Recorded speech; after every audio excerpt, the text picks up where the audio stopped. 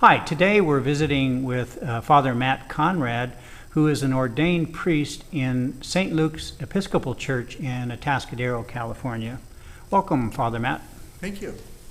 And what was your personal path to becoming an ordained priest, including other jobs you may have had or other paths you may have taken? I went to college expecting to become a musician, a professional musician. When that became clear I wasn't going to do that, I thought about becoming a teacher, but in my junior year I started working with high school kids for the Catholic Church, and that kind of changed the course of my thinking. And how long have you been in your vocation as a priest? 32 years. Unbelievable.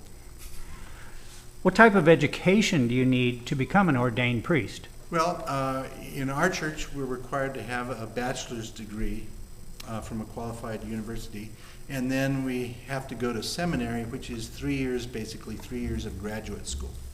Okay. And are there any entry-level positions that would lead to becoming an ordained priest without formal education? Okay. Well, not really specifically, but there is work in the church that people often do that may lead to a vocation in the ordained ministry. Such as working with youth, being in charge of a music program, working with education, particularly Bible education, that sort of thing. Great. And what's the typical annual salary for an entry-level ordained priest? Okay. Well, in our diocese, and the salaries are basically designated by geographic area and the cost of living.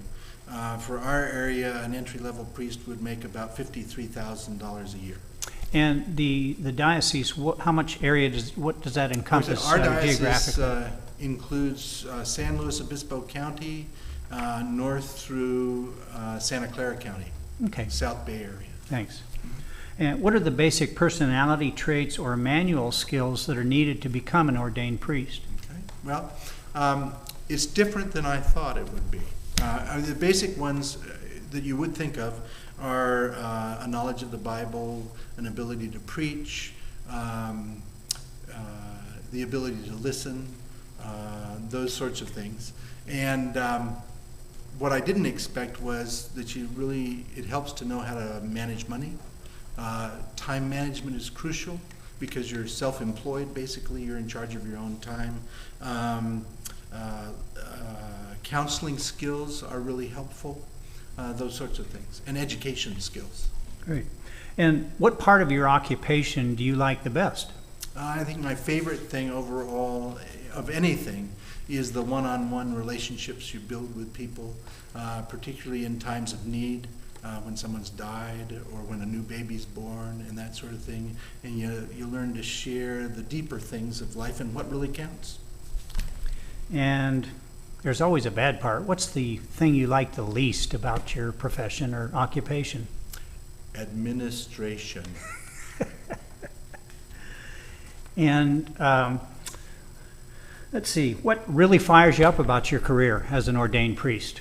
It is the ability to share with people and help them understand what's most meaningful about life.